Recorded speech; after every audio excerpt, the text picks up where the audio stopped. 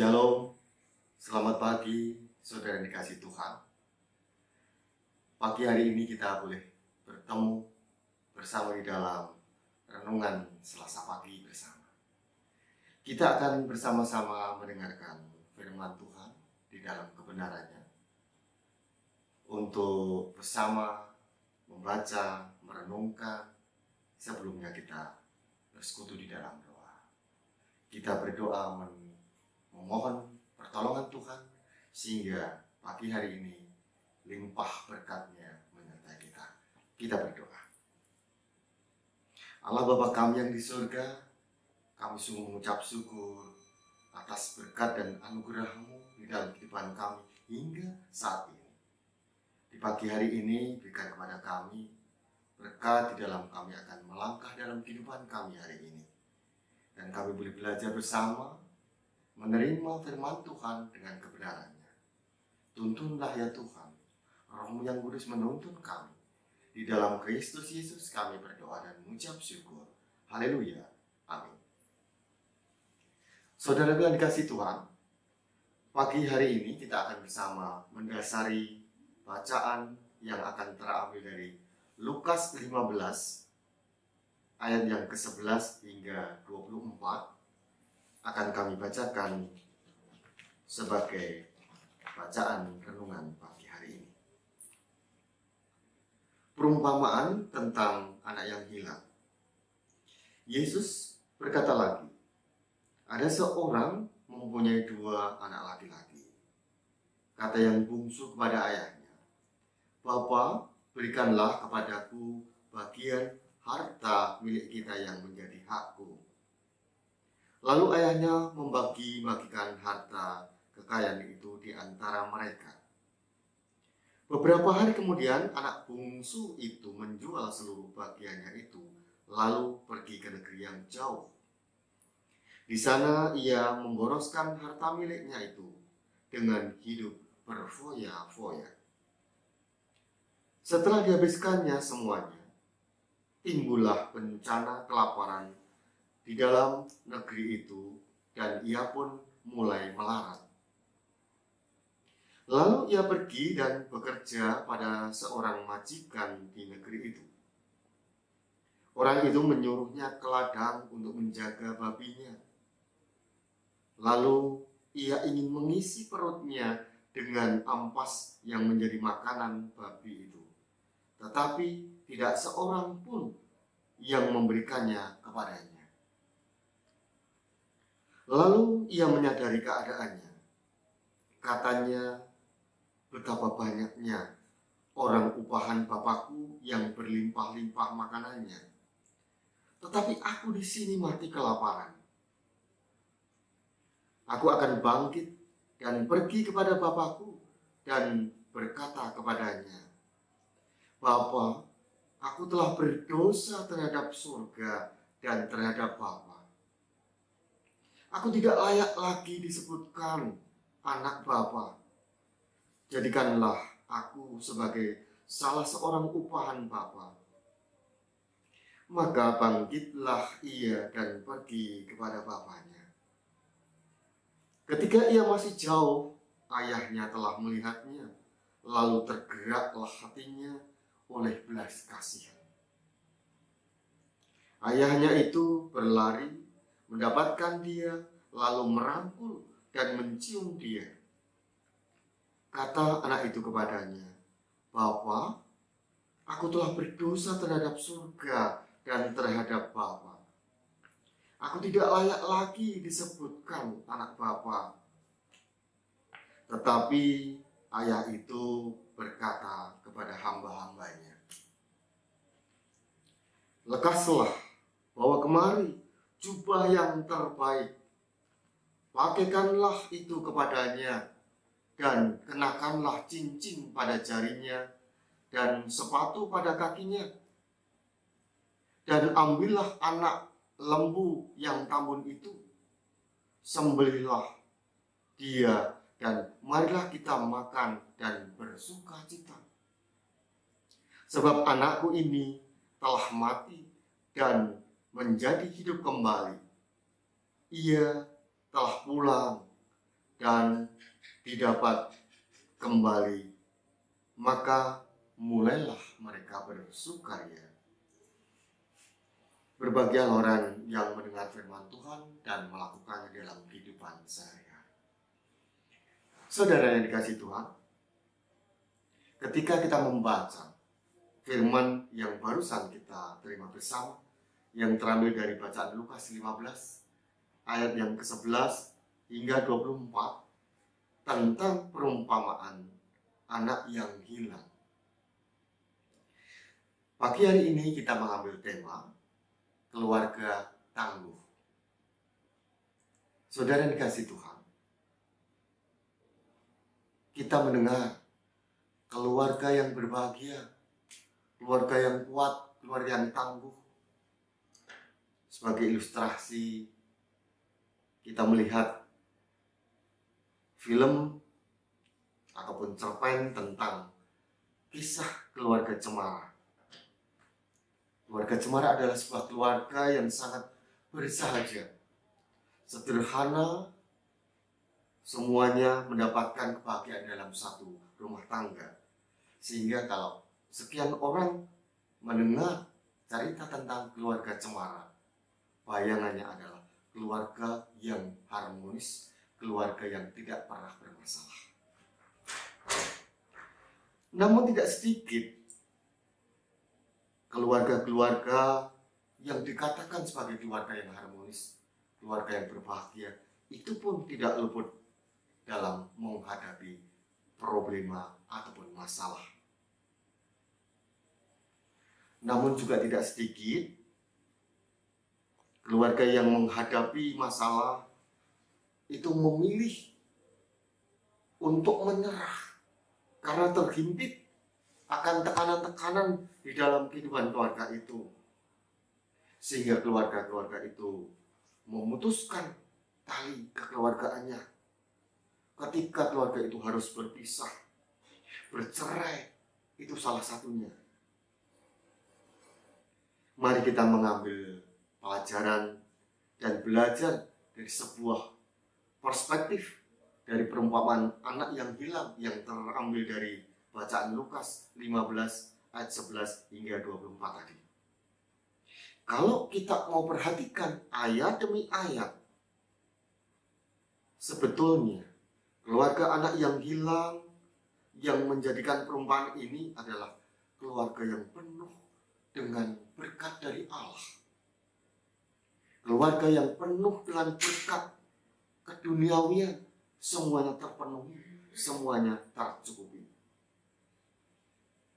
Dan kita pun mengambil inisiatif bahwa keluarga tidak akan pernah kebal dengan masalah. Kenapa? Yang pertama, keluarga ini diberkati secara jasmani, tidak pernah kekurangan, dan hidup dalam kelimpahan. Semuanya ada, semuanya tercukupi. Orang tua di dalam perumpamaan tadi adalah orang yang banyak mempunyai orang upahan. Banyak orang dimiliki. Disinilah menunjukkan status perekonomiannya adalah perekonomiannya cukup di atas rata-rata dari keluarga-keluarga yang lain. Anak ini tumbuh dalam keluarga yang mapan, keluarga yang tercukupi.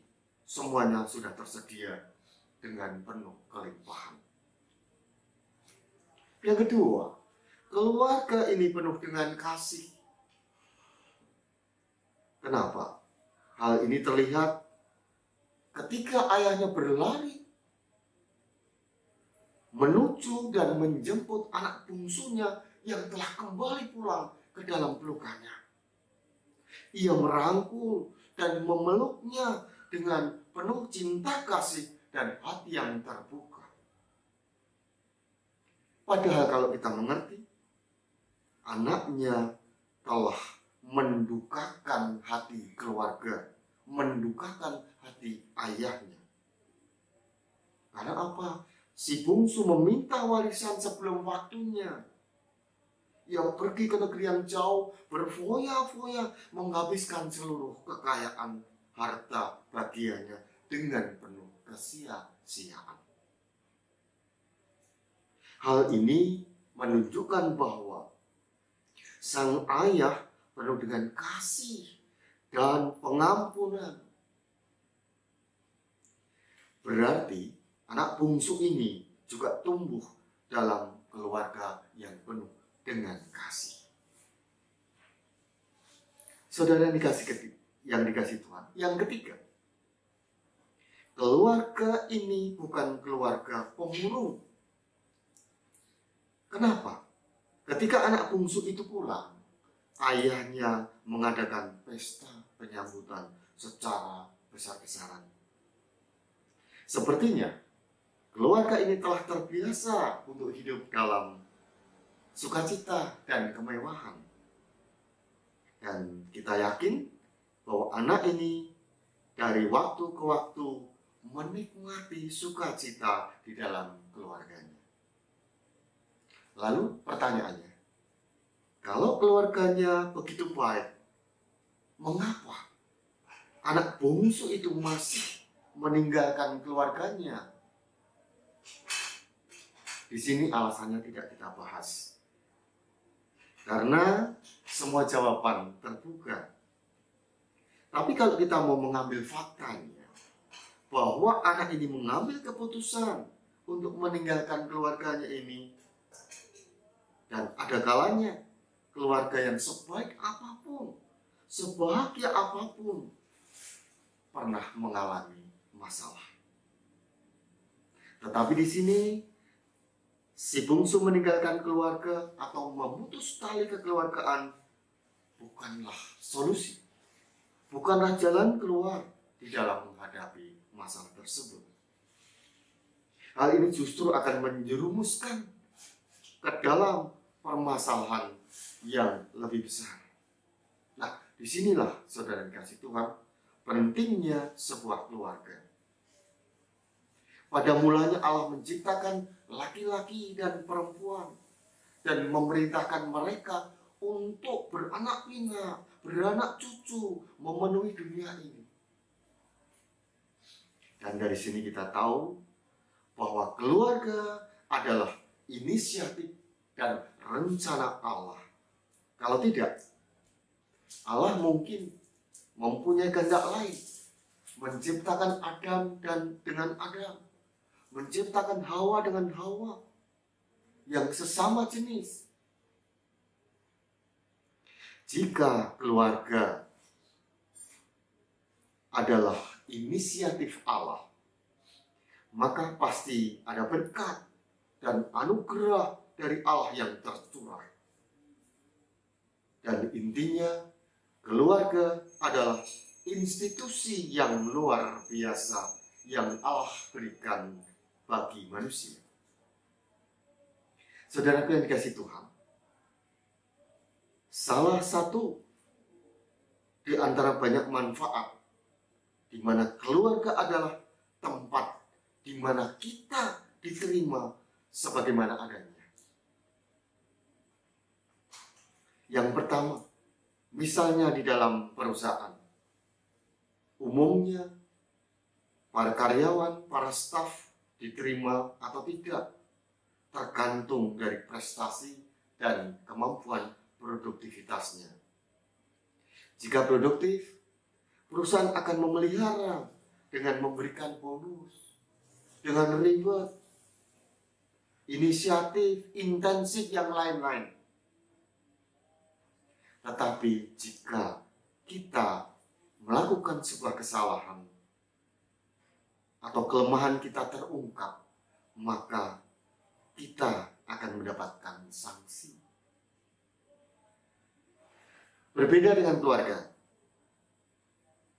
Ketika saya pernah berjanji pada anak bungsu saya, jika anak saya berhasil meraih juara di dalam kelasnya, saya akan memberikannya hadiah. Dan saya tahu anak saya adalah anak yang sangat kompetitif. Dan benar saja, Waktu kenaikan kelas, istri saya mengatakan bahwa dia berhasil menjadi juara terbaik. Dan anak kami pun akhirnya mendapatkan sebuah hadiah. Namun pada tahun berikutnya, ia tidak menjadi juara satu lagi. Bahkan di luar dari 10 besar. Dan pertanyaannya adalah, apakah saya sebagai seorang ayah akan memecatnya sebagai anak? Kebenarannya tetap sama. Apakah ia menjadi juara satu atau juara yang ke-10 atau di luar itu? Ia tetap anak saya.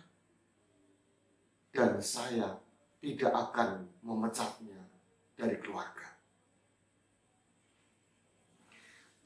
Saudara yang dikasihi Tuhan, di dunia ini kita menerima banyak penolakan, intimidasi, di mana kita berada, di tempat kerja, di komunitas, dimanapun kita berinteraksi. Kita tidak bisa selalu mengalami penolakan karena akan menghancurkan jiwa dan batin kita. Namun, ada satu tempat yang Tuhan sediakan di mana kita bisa terbuka dan tidak takut ditolak oleh orang-orang yang ada di sekitar kita. Di manakah itu? Yaitu pada sebuah keluarga. Manfaat yang kedua, keluarga adalah tempat bernaung ketika badai menerpa. Sebelum resesi, sebuah riset di negara Singapura menunjukkan bahwa sebuah keluarga merupakan prioritas kelima di bawah karier, rekreasi, dan lain-lain. Tetapi ketika diadakan riset kembali setelah resesi, hasilnya sangat berubah. Justru keluarga akhirnya menjadi prioritas yang paling utama. Ketika badai datang, orang menyadari akan pentingnya keluarga. Di sini ada 3 jenis manusia di dunia ini, yaitu orang yang sudah, sedang, dan yang akan mengalami badai kehidupan. Tuhan Allah tahu akan hal ini, maka Dia menciptakan sebuah keluarga supaya kita bisa bernaung dan merasakan keamanan di dalamnya. Manfaat yang ketiga, keluarga menentukan masa depan kita. Hidup saya sekarang ini dan cara saya membuat keputusan di dalam pergaulan, di dalam berbisnis, di dalam berinteraksi, bukan mutlak pemilihan atau pilihan saya sendiri, tetapi sebagian besar diturunkan oleh orang tua, oleh pendahulu di dalam keluarga kita. Makanya keluarga adalah institusi yang menentukan masa depan generasi ke generasi berikutnya. Pada topik bacaan pagi ini, ayah anak yang hilang itu begitu bersabar menanti si bungsu kembali. Mungkin selama anaknya di negeri orang, beliau tidak lupa untuk selalu mendoakan akan keselamatan, kesehatan yang dialami oleh anak bungsunya. Dia doakan kesehatannya, kesejahteraannya, bagaimana dia hidup di sana. Ia tidak kecewa, supaya ia tidak mengalami sebuah kepahitan hidup. Akhirnya ia selalu membuka pintu rumahnya dan juga pintu hatinya, yaitu supaya jika suatu saat nanti anaknya kembali ke rumah, kembali ke pelukannya. Begitu juga dengan anak yang bungsu yang meninggalkannya tadi. Ia justru menyadari akan kesalahannya. Ia akan meminta ampun kepada Tuhan untuk bisa kembali pulang kepada keluarganya, supaya bisa bertemu dengan sang ayah untuk meminta maaf, meminta pengampunan akan kesalahan yang sudah dia lakukan dalam kehidupannya. Akhirnya dalam perumpamaan tadi adalah ayah dan anak yang hilang tadi dipertemukan. Bertemu dengan orang tuanya dan hubungan mereka mengalami pemulihan. Di sana ada pertemuan, di dalamnya ada kasih, penerimaan, pengampunan, dan pengakuan dosa yang selalu menjadi jalan terbaik untuk menuju keluarga yang utuh, kuat, dan diberkati Tuhan. Kalau kita belajar dari pengalaman-pengalaman pendidikan yang terbaik, keberhasilan yang terbaik dimulai dari sebuah keluarga. Ketika di masa pandemi ini, banyak gereja, tempat ibadah ditutup. Namun banyak pula ibadah keluarga di rumah-rumah tumbuh dan hidup. Tuhan yang pimpin. Ketika gereja sepi, justru dari rumah, dari keluarga tumbuh sebuah kegiatan rohani, ibadah yang dituntun oleh Tuhan sendiri. Ketika banyak orang, suku bangsa mengaku status juru selamat adalah milik mereka sendiri-sendiri dalam sebuah konferensi, namun kesimpulannya adalah satu, bahwa juru selamat adalah milik semua bangsa, milik semua keluarga.